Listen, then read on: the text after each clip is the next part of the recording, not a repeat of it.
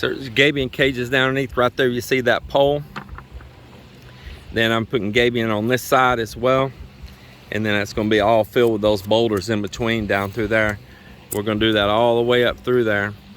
Well, not 100% of the way, but on back a ways. We're going to keep them in narrow because I don't need a 2-lane traffic drive to get out here and launch that boat.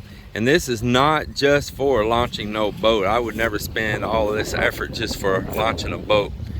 This is locking up this shore down through here just like a retaining wall, just like a jetty out in the water, that when June gets back here and there's all them storms and big waves come in, that we're trying to take advantage of why this sand's here and lock it in.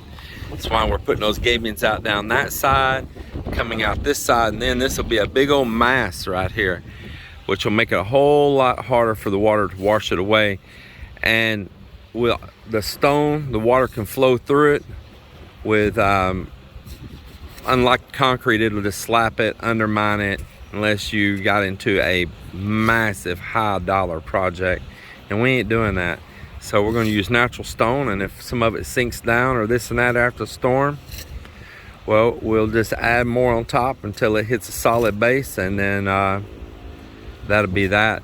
But it's not costing me too much to do this. It's not near what you're probably thinking in American or Western terms of the cost of this, the cost of stone, everything. It's just not the amount of money that you're probably thinking by American standards. Protects the beach. It actually even helps all of them down through there, everyone.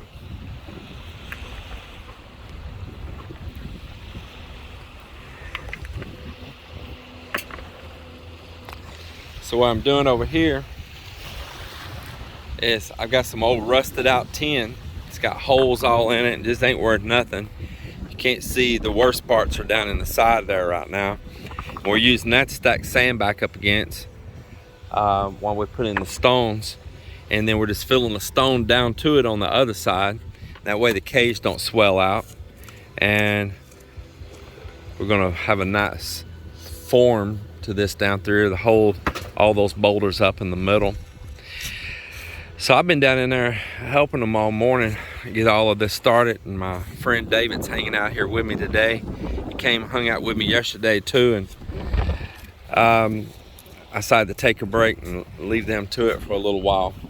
But that is what's happening here. We've been all down in there moving stone, flattening it out, setting cages, and they're digging out for where another one will go right now.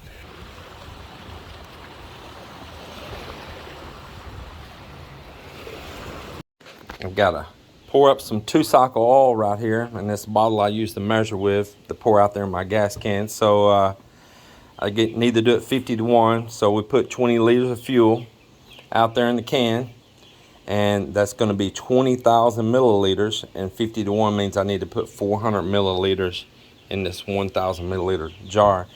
But I don't have a funnel, and I got to pour it in here. Things I learned from the Filipinos. In the US, everybody I ever seen, and now some on here, they'll brag and say different. They'll say that they don't do this, what I'm about to say. They'll open this up and they'll peel that foil off the top 100% and toss it or poke a big hole down through it, right?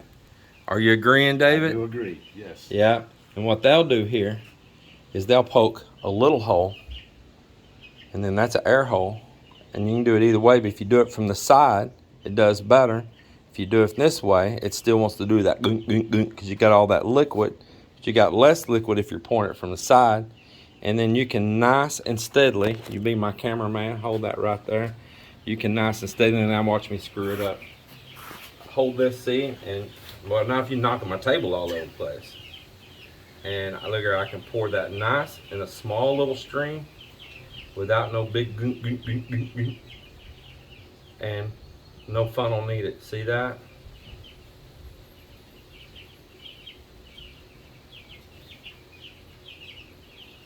And that's all I need for oil right there. And you see how easy that was?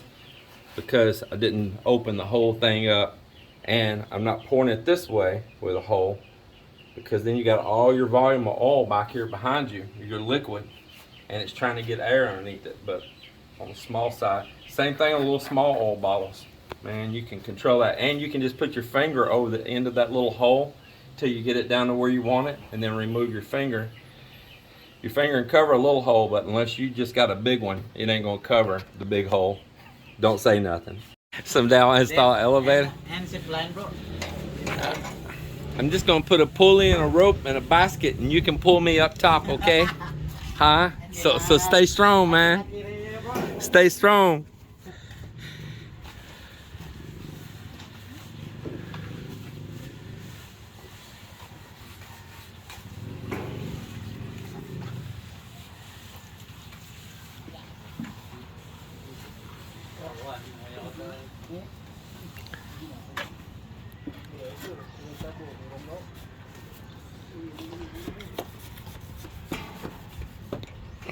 Your major foreman, bro, absent. Boozer boy. Tete, bro, tete. It's usually Joel. This time it's the opposite. Shit. Yesterday you went absent.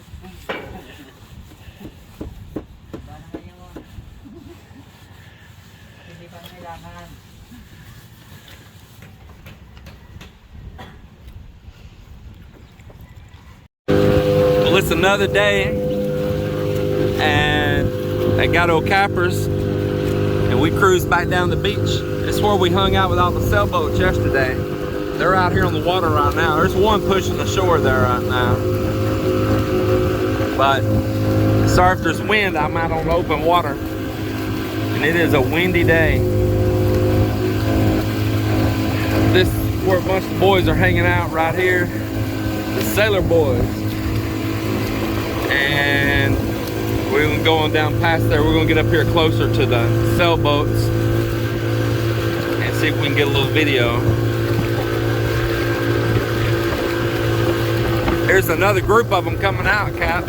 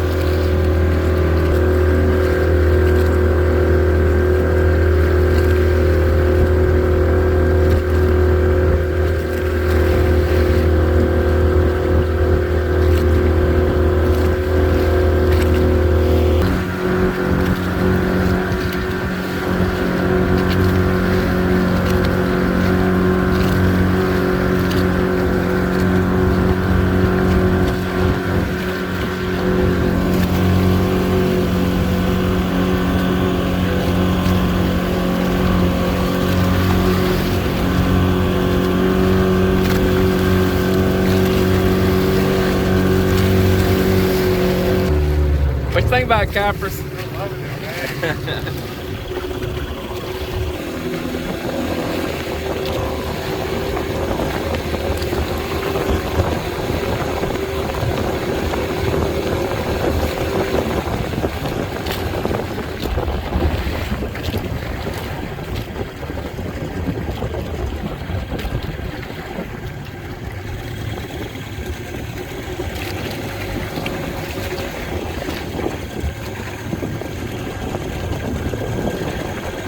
Bet my viewers are gonna be seasick watching this.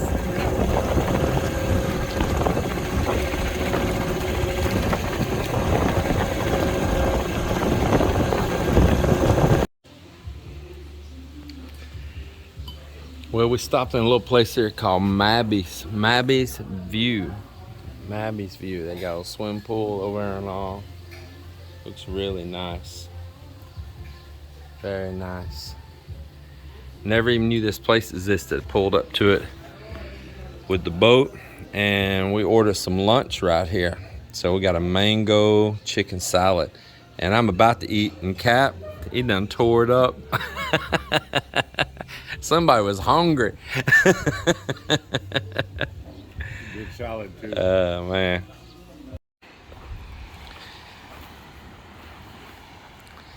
It's been a long high tide.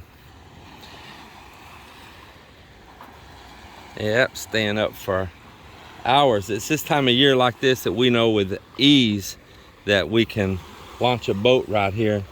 And you see soon I'm gonna have not only working as a barrier lock in the sand, but once we level this out with all the stone, I'll be able to drive on it too. We'll put all that larger kind of fist size and a little bit smaller fist size stone that's up there over top of it, and get this all leveled back out right here. And without a doubt, I can launch right here at this. And this is pretty solid. It's got a lot of gravel in it. Grass pretty good. Wet sand packs as well. There's a lot of gravel down in this in here. So I'm not too concerned on that. This is mostly the time of year that you can really get out and enjoy that boat without like big, massive storms just popping up out of nowhere. So it's coming along pretty good. I enjoyed a little trip with Cap down the beach today. That was super enjoyable. So yesterday I took David and today I took Cap. I get out pretty often on this boat and enjoy. It's pretty cool. But I had plugs, and today I put a new set of plugs in it. Man, it ran twice as good as it did yesterday.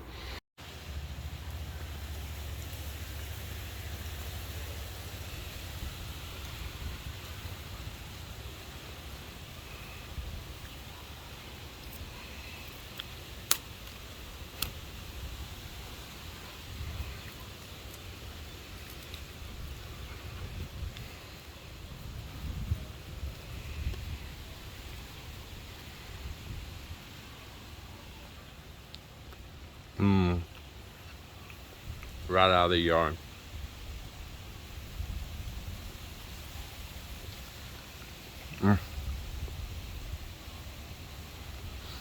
Sweet fruits. So nice to pick it right off the tree.